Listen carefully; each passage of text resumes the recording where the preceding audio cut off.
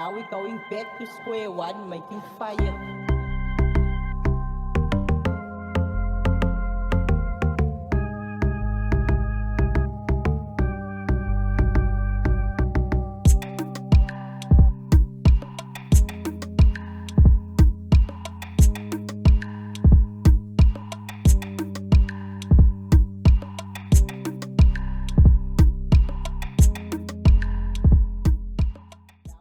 Do you love children?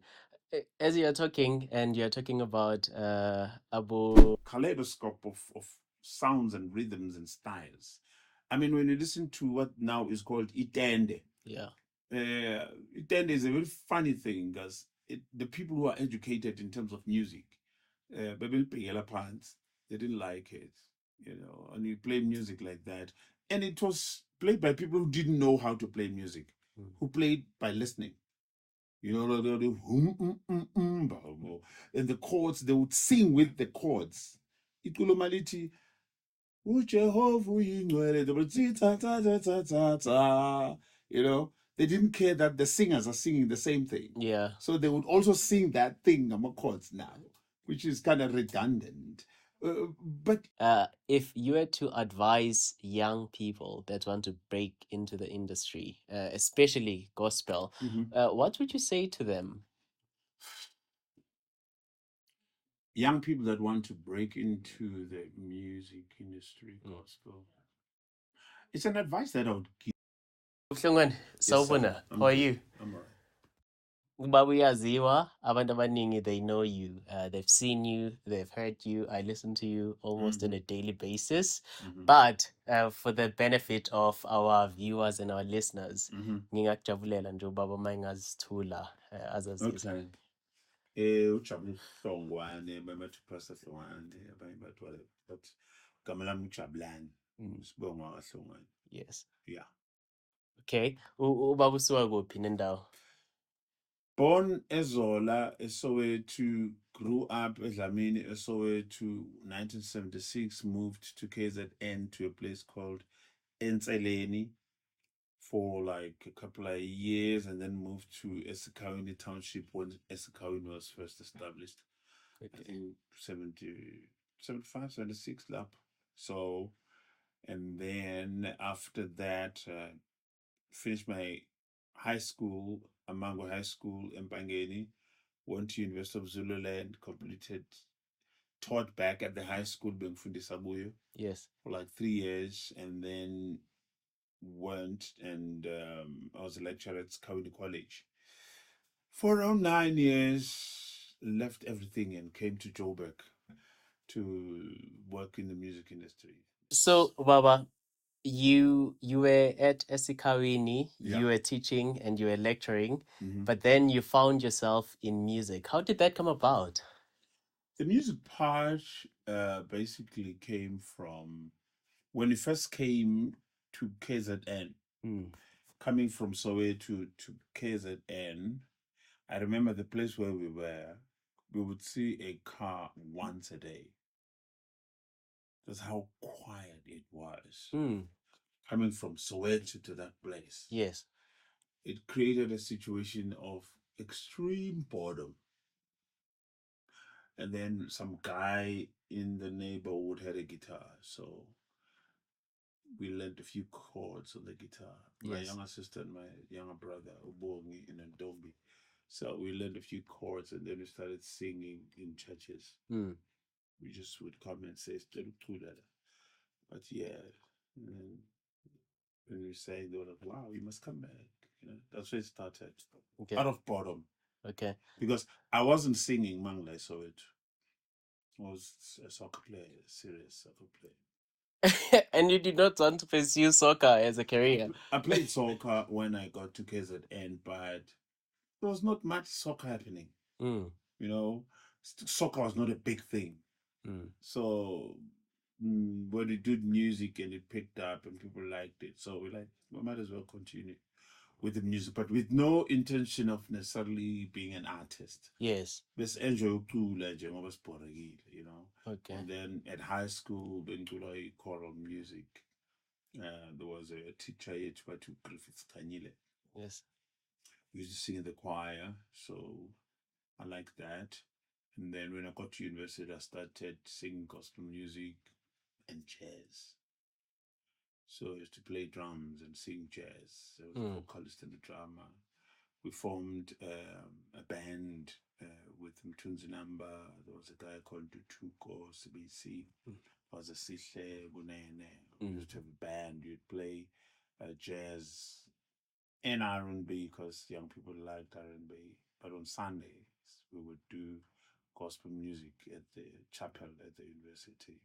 So developed from there, Manketa, Kfunda, lecturation. I came back to Joburg and started in the gospel space full time. Interesting. And then I listened to a lot of your songs, and I'm just listening I'm listening to what you're saying now, and I'm thinking, given the fact that bowuvele ukuthanda ukucula while you were growing up, I'm not sure if ekhaya benicula yini, because usually abantu who practice what you're doing, abantu that have a family that sings. I say this because I know from where I come, that's the case. Do you perhaps write your own songs? Yeah. I did not necessarily like uktul. I loved umtul. Okay. And there's a difference between uktul and umtul. Yes. The music itself has to do with the instrumentations, the melodies, the rhythms and stuff. It's different from me singing necessarily. Yes. When I started out, I did not necessarily want to sing. I just loved music because I think my Ekad is we loved singing, but we were not like passionate about singing. This is Yes. And then when I got into the space of music, my elder brother, actually was the one that exposed me to umculo, because we used to have LPs during those days. What are LPs? My LPs are my vinyls, man. Okay. The long playing LPs, number 45 for the smaller ones. This is the generation gap kind of thing. I mean, from LPs and vinyls, they were not vinyls. We didn't call them we called them LPs. So my brother would bring jazz, from Gene Ammons to Jimmy Smith and even vocal jazz. I would listen to a lot of jazz. So that got me interested in the music. So when I got to the part where I had to sing, the influence of those records was in my creation of the music. Even now, I infuse those influences when I write the music. But I'm the only one that my younger brother started singing, the actual singing. So his focus was not in music, his focus was in singing. Yes. So he was playing piano accordion, he was singing at churches. But when I picked up and started music, I was interested in music.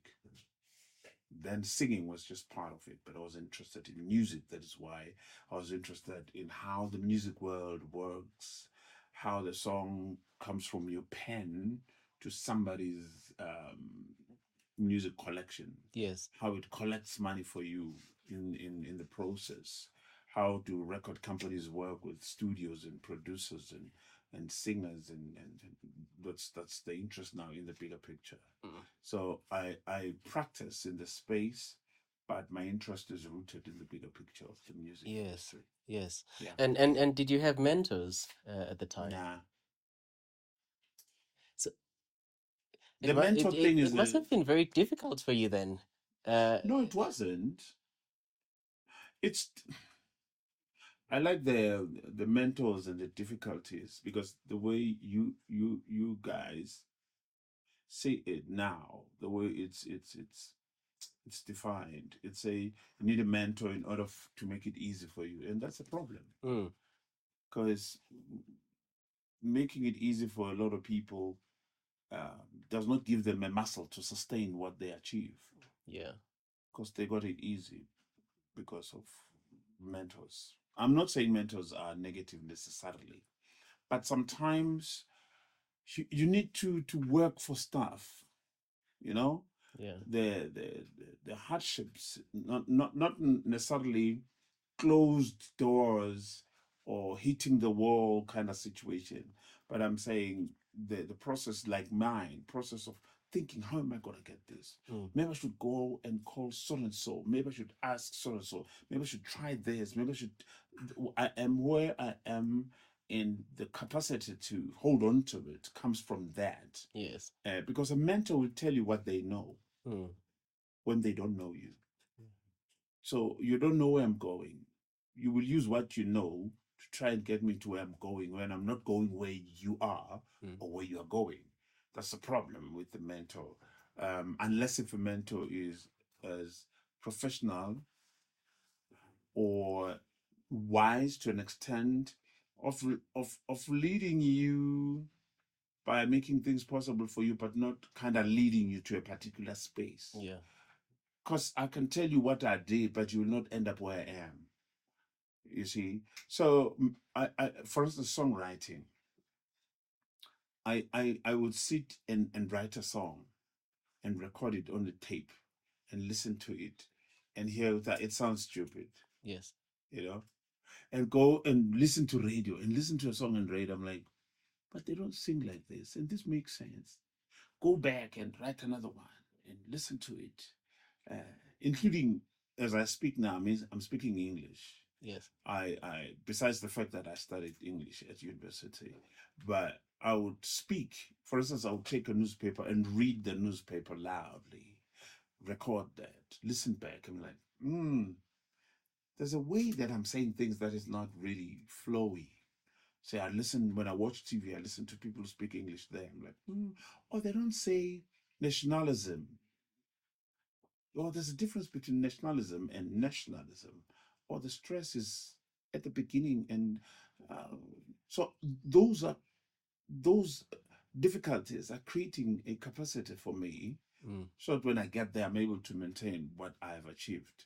So those are dynamics and layers of my route. Yes. Not discarding the importance of a mentor, but I never had a mentor. I didn't know there was something called a mentor anyway. So, I've always been under the assumption that you mentor young people because you work with a lot of young people. Yeah. We see this in your work, Guija celebration with Ubabumtundi Namba, no Babulindani.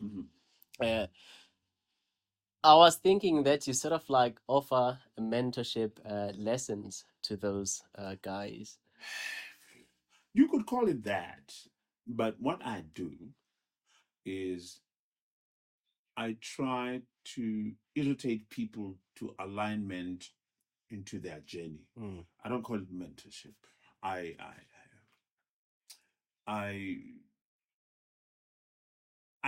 share the lessons I've learned. Off air, we talked about time, and I teach about time, but practice. I don't know if it's mentorship because I tell them, like I was sharing with you, to say, tomorrow, guys, at 10 o'clock, we're leaving to go to a particular place. Yes. So if at 10 o'clock, the car is starting and you're still walking up the road coming to me, I will drive past you because I told you that at 10 we are leaving. So if 10 o'clock you are not in the car, I'm leaving you.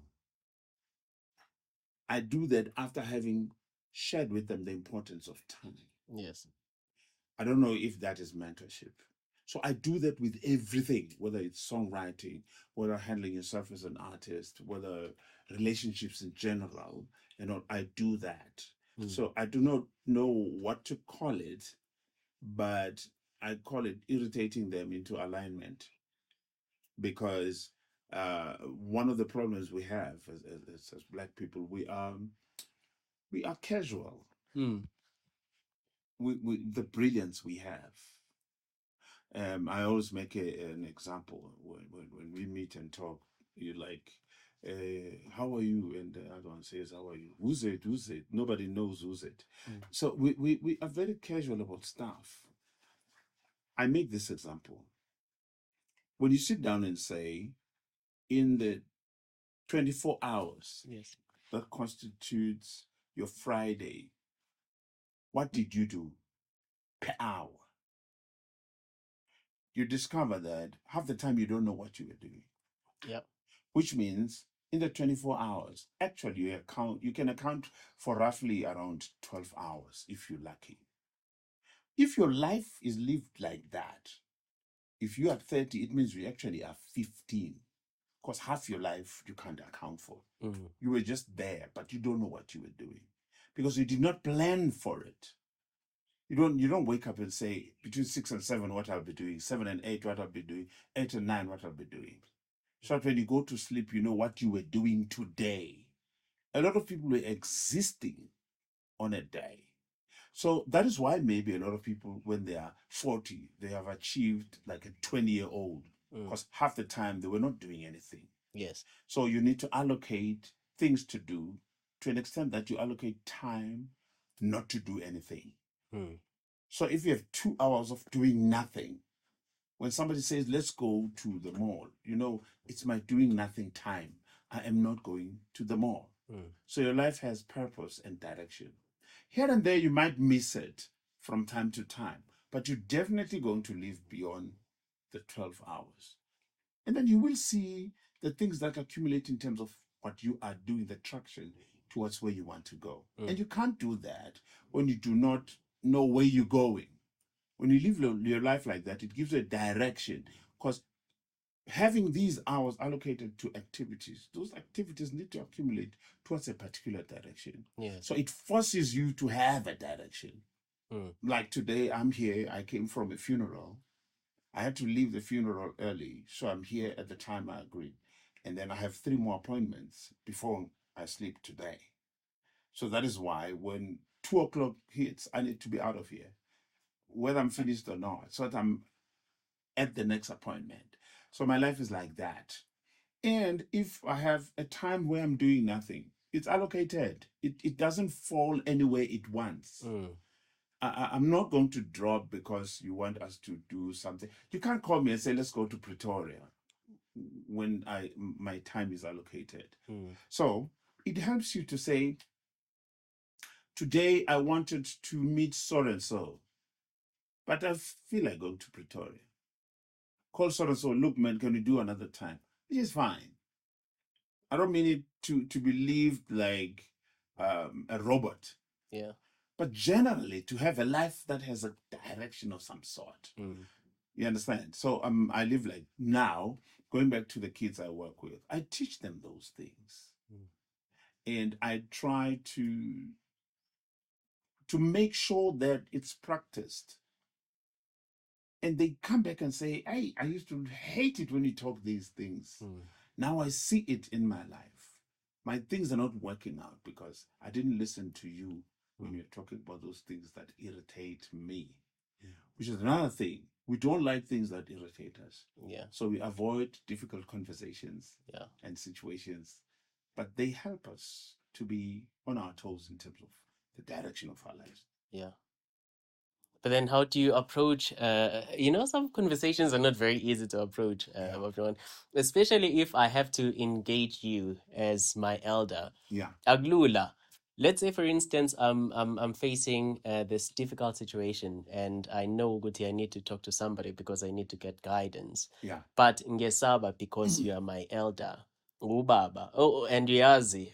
Mama, no Baba are not people that are easily approachable, especially from Emakaya, la esikulela khona. So how do you then allow that for that space that says you are welcome to come and talk to me as a young person? I'm very easy. I'm sure by the time I leave, you will see that. I look serious, and sometimes I talk serious, but I'm easy. I'm very easy. The young people I work with know that, and they are able to say, "Baba Ntolu Bona, I'm trying to do my project. What can I do?" I'm working with another young lady now, supporting her. Not one lady. I'm working with range of them. There's a lady called Xoli Mngcango who recorded her amazing album. Third album. She is doing a show shortly in Durban. I'm working at the background supporting that. There's Nozip. Both they are from Eskawini, by the way. Nozipo Piri is also from Skawini. I work with Usia Ngoba. Mteto is also from Skawini, who's a music director. Those are the people that can send me a message anytime and say, manje baba, in Baba, manje, can I have a meeting with you? I'm approachable and open, but they know they're not going to get into Zobakitas. Yes. But overseas. Yeah, but because I'm going to tell you that, no, this problem, you caused it. You need to do this and that and the other, and make sure that it's a matter of them seeing the reality. Yes. It's not my opinion that they caused it. I need to show them why I say they caused it. So it's easy for them to come to me and ask for opinion or advice. Wow. Do you love children? As you're talking and you're talking about Abu Toli Nonozipho, I'm reminded, it seems to me like Baktata Njengo Baba, and I'm reminded of this song that you sing. Yeah. Do you love kids? I don't know what that question means. From besides saying I love kids, what would you say? I don't like kids. Maybe let me rephrase it. What's your relationship with kids like?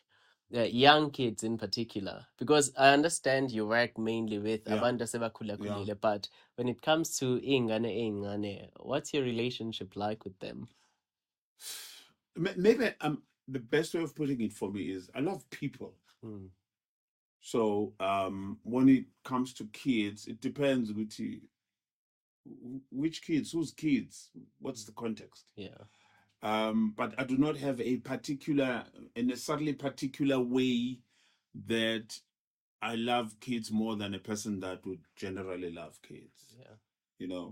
I don't have necessarily a special love for kids and buy sweets and have kids and I'm not there. I have 4 grandchildren. I love them. They are jumping around and running around. I like that. At church, as a pastor, there's Sunday school. I love Sunday school. We just had a Sunday school thing. They were standing at the front. I'm like, here there's presidents and directors and millionaires. You look at them. I'm fascinated by what they're going to become. Yes. Therefore, I treat them like they're going to become that. I don't treat them like just kids. Yes. I afford them the respect that comes from, I wonder what this one is going to be. Yes. This one could be a doctor of sorts. This one could be a president of the country. They don't know it. Yeah, that one could be. There was one who was just disruptive, just running and pushing and stuff. I'm like, this could be an entertainer of sorts. Yeah. There's a mind that is somewhere hidden there. I'm like, so I love them because of the fascination about kids, but I'm fascinated about people generally. Because when I get to people who are older, I also look at them like that. And those that I work with directly, I see the potential fully, but behind what people see, because I'm able to look at a person and say, this is what I see. You could be this, you could be that, you could be the other. For instance, someone you studies this, or they are attracted by that. And normally the phrases and principles that I develop are along the way. There's one at what brings you to a place is not normally what you came for in the place. Yes. So when what attracts you, sometimes we get obsessed with what attracts us, and we want to worship what attracts us. But what attracts us is an invitation to a place where you will find what you came for.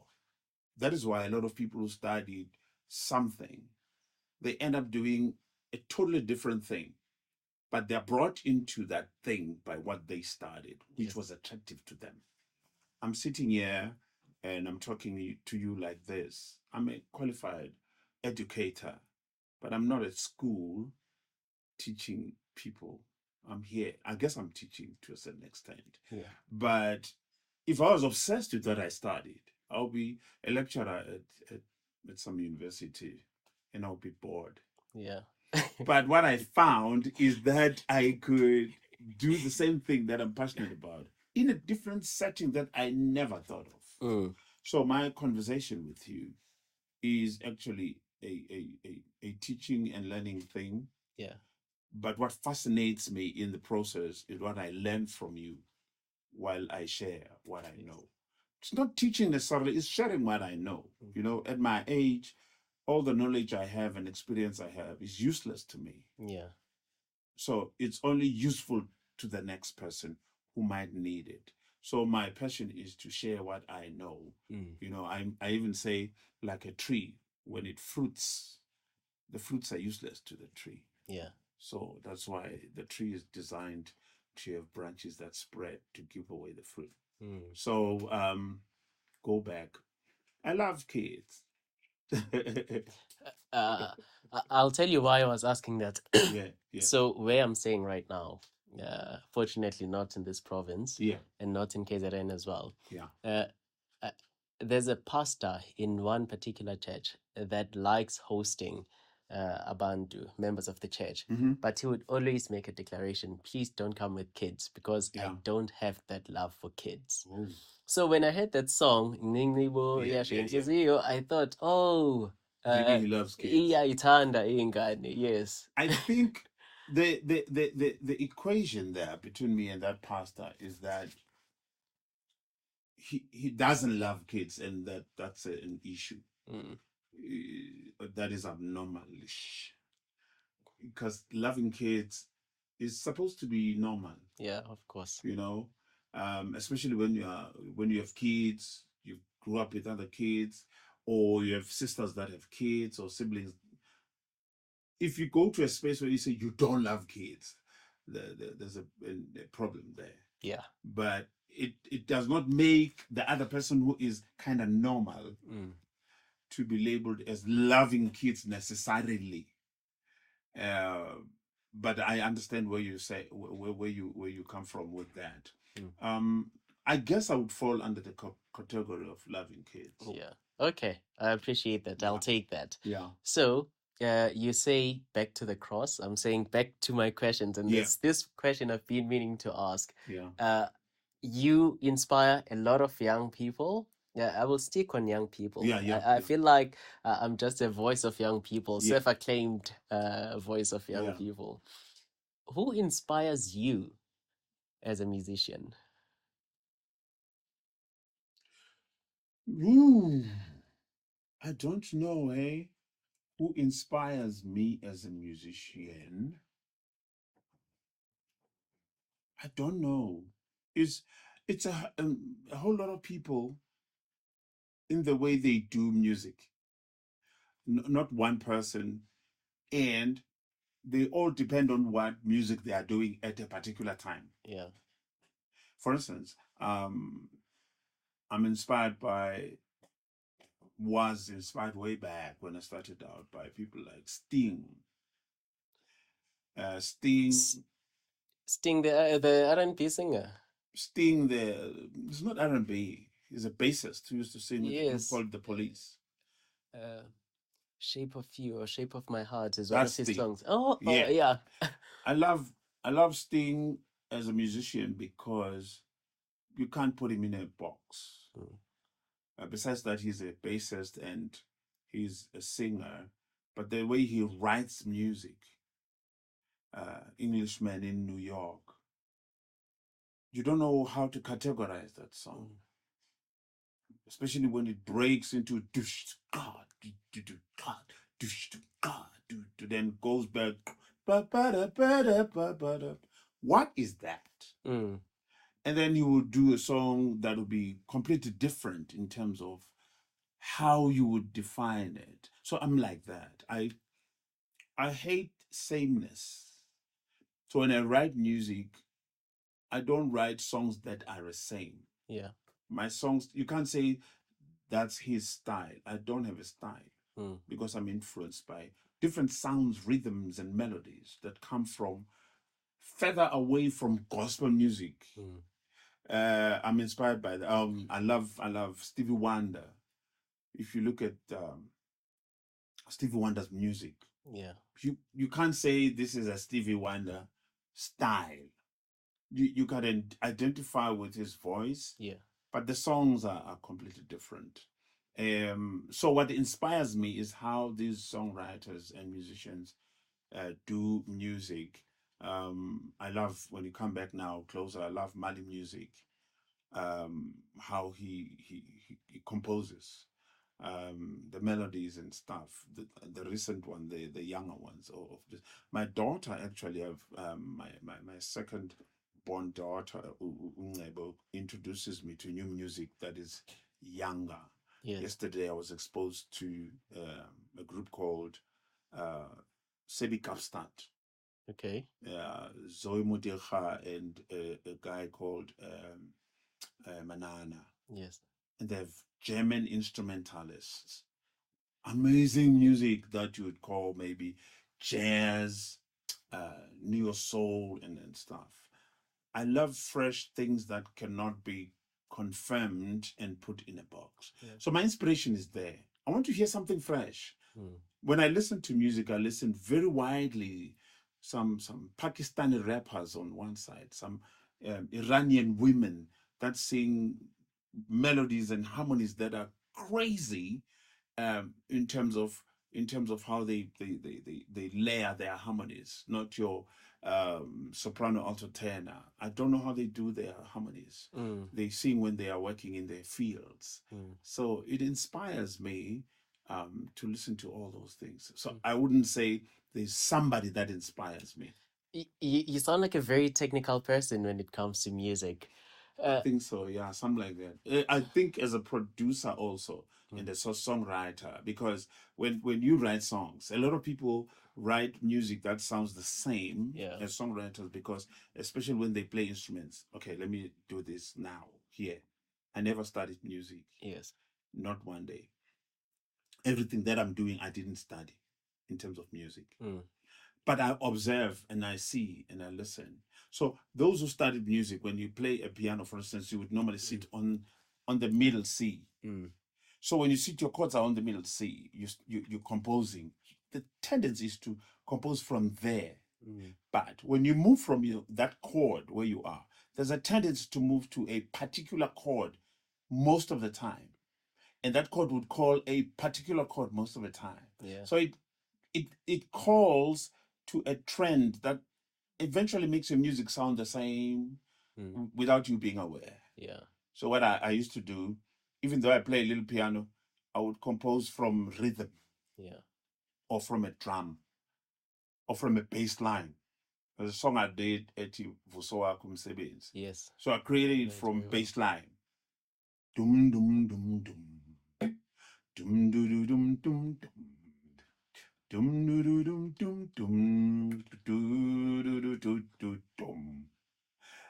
It's not a very complex, educated bass line, but I was creating from an influence and inspiration of the Zion kind of music. Yes. So that's the bass line I used. And I went and asked the bass line what melody it wants, because that's how I work with music. I asked the song what it wants, because the tendency as a songwriter or producer, there's a tendency of putting everything that you know into the song. No, I want to put strings. Oh, I want to put. Sometimes the song doesn't want strings, it wants organ.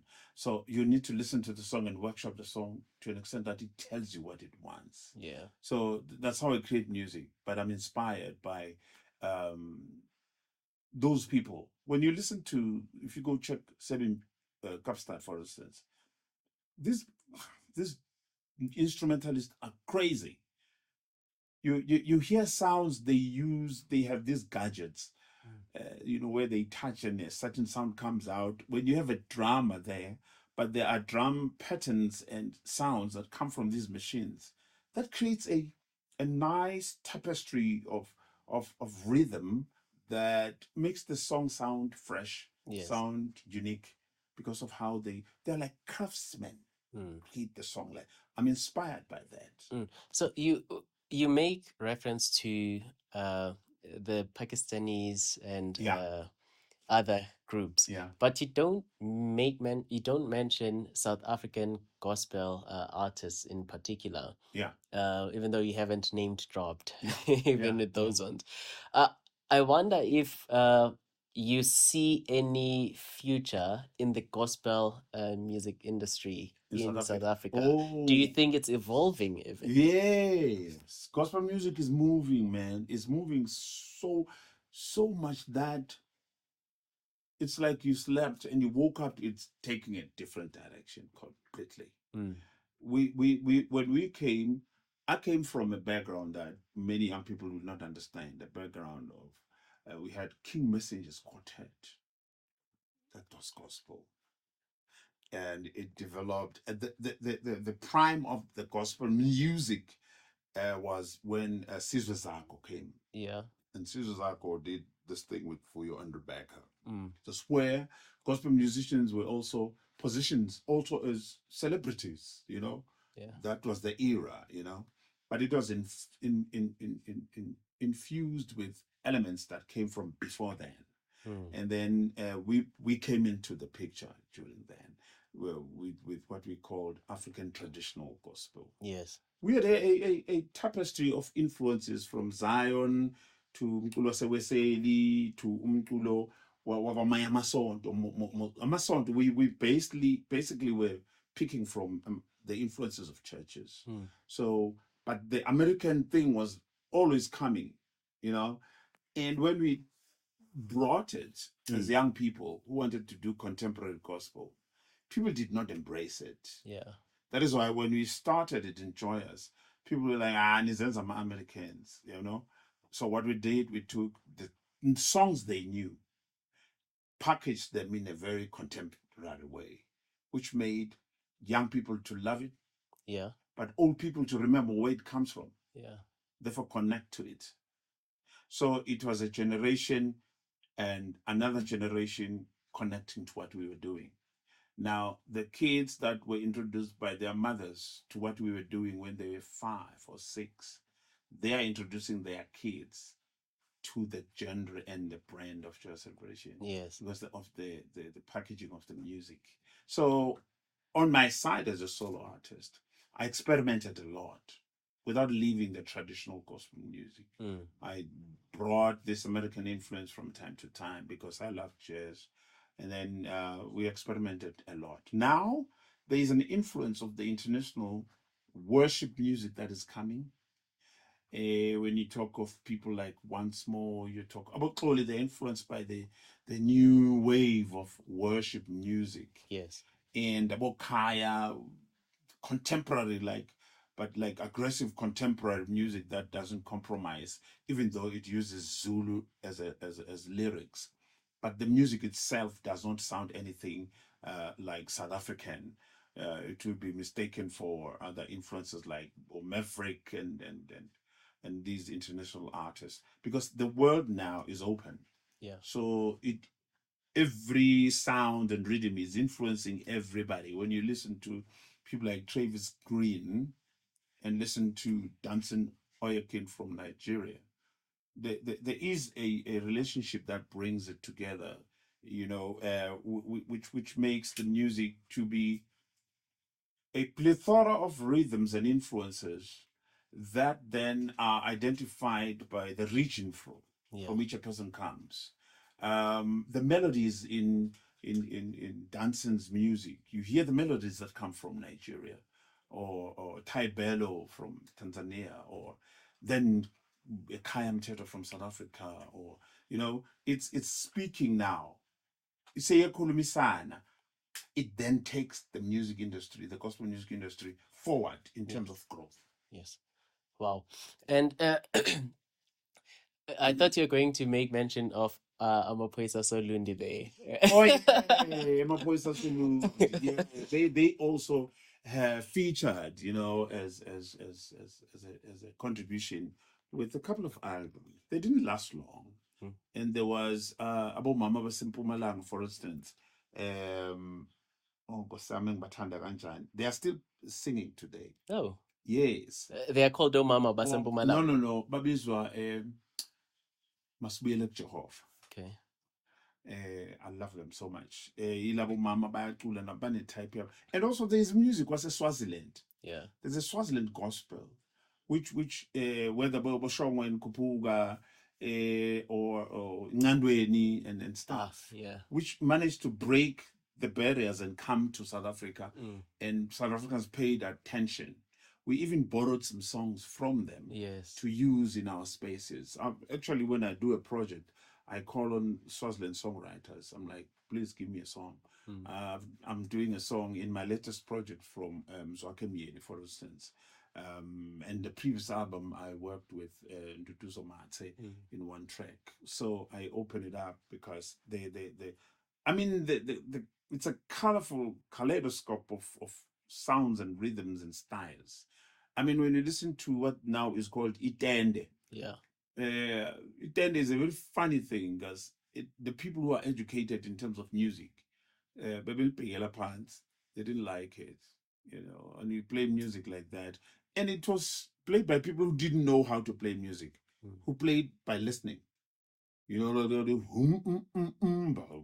and the chords, they would sing with the chords. Ikulomaliti, Ujehovah uyingcwele, they would say, ta, ta, ta, ta, ta, ta.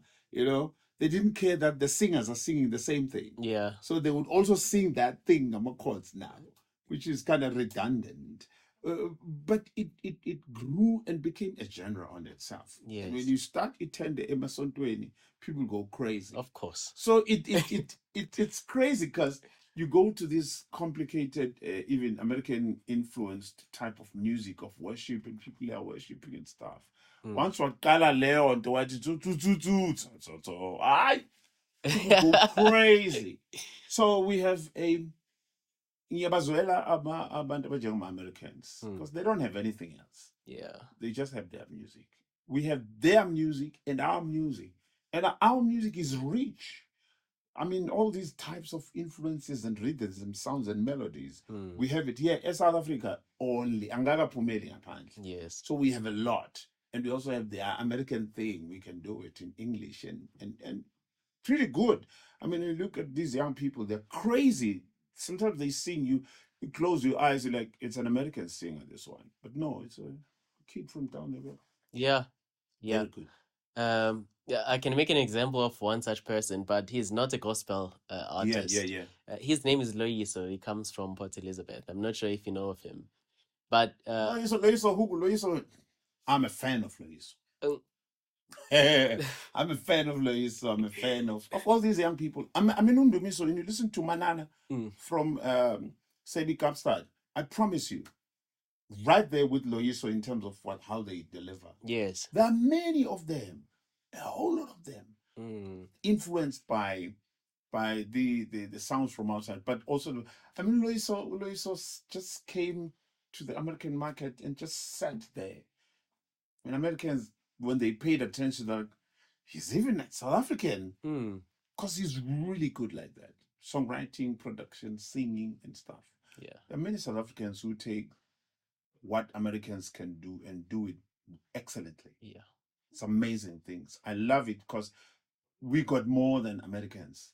You know, we listen to Loyiso's songs, singing in our language, but sitting on the music that is created almost like Western American, you know? Yes. It's crazy. You listen at Afro Traction, for instance. Yeah.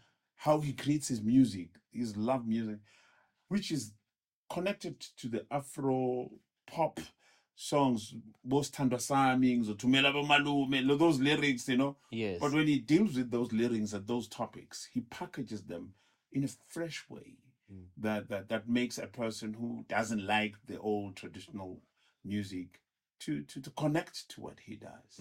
So we have so much in terms of the pool. So we are spoiled for choice in terms of what we have. So we're untouchable. Wow. I love that outlook. Maybe I'm looking at the time here, and you stressed that you are very strict when it comes to time. I'm gonna ask two more questions. Yeah. One, if you were to advise young people that want to break into the industry, especially gospel, what would you say to them? Young people that want to break into the music industry, gospel. It's an advice that I would give to a person that wants to get into podcasts, a person that wants to get to academics, a person that wants to get to whatever. Be interested in what you do. Yes. Forget breaking into the market. Be interested in what you do. Yes. What I mean by that is that as much as you can, get all the information you can get about that, so that approach it from its reality and its roots than from its fruit. Yes. When you're a singer, you see people on TV, you know, they have money or they're celebrities. Don't approach it from there. Go and check where they started. What dues did they pay? Yeah. You know, what for instance, as a singer, how does a microphone work? How do you write a song? How does a song travel from your voice to somebody's phone? And how does it bring money to you? The role players, the producer, the record company, the collecting companies, Bosambro, Bosampra, know all that while you're pursuing what you're pursuing. Before you know it, you shall have broken through, because you have you don't break through because you want to break through. You're unstoppable because you know this thing. You are interested in this thing. A lot of young people just want to be famous and rich, like as soon as possible. Yeah. When there's people they see who took 20 years to get to where they see them, Bona, they want to be rich and famous tomorrow. So when you're interested in doing what you do, you don't do it for love and fame. Do it for it. Do music for music. Yeah. You know, the other things then will come. Whether it's, for instance, when you talk about podcasting, a person wants to do podcasting. No, I saw Mac G, you know, I saw the Hustler's Corner. I want to do podcasting. No, you are looking at what you see and what away from what really is. You don't know how to set up a studio. You don't know how to edit. You don't know the cameras. You don't know you need a producer. You don't need wena nje ufuna ukuzibona uhleli ukhuluma nomuntu ube famous and make money on YouTube or whatever. Yeah. So if you are interested in it, you will you know, it's like when you want to come from Joburg to Cape Town. You're interested in doing that. You'll check how much is the ticket price. Yes. Uzolalaphi, uzodlani, uzohamba ngani, uyokwenzani, all those things before you leave. So a lot of young people, they just want to leave, you know, and that is why along the way, Sagalambile, there was no money prepared because he didn't know how much it will take. So that is why a lot of artists get into the industry. You see them singing today because they don't make it. They didn't plan for the length of the time it will take to get there. So when I say be interested, learn all these things so that by the time you get into practice to do what you want to do, you've learned all these things. I'm sitting with young people who've signed contracts of 9 years. Young people who say, but what? How do you know? And the company says, here are the papers he signed. Here's the contract they signed. So iphi imali engidlile? Nidlile ngangisebenza iminyaka emingaka ungatholi nix. Yeah, you didn't pay attention. You're not interested. Yeah. In what you want to do. Wow. Hlongwane, yeah, I've learned a number of things. Yeah. Sihleli la sikhuluma. The first one was on the emphasis of planning. Yeah. And you married that with time management. You are saying now we must do away with this thing of instant gratification.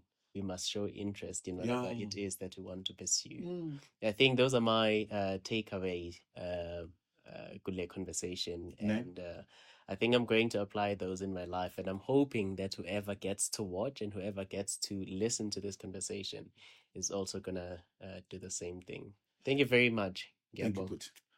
All the best with whatever you're doing. I heard what you're doing professionally and stuff, and the other things that you want to do beyond that. Because another thing is that we need to find a space where we discuss a mentality that helps an African child to understand that they also qualify in this world. Yeah. So that when there's a mall opening, we don't look for a sale. Yeah. We go check how much to create that mall and own it. And also when you sit like this, you think beyond this and see yourself sitting in the US or in Europe. Yeah. Doing this or more than this. So a lot of people don't think like that. They think ngasekhaya.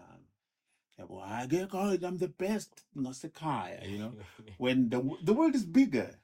So my biggest thing is to challenge young people to think that big, because akusavalwanga manje. Yes. And as an artist, when you get into the industry, you're getting where Beyonce is sitting.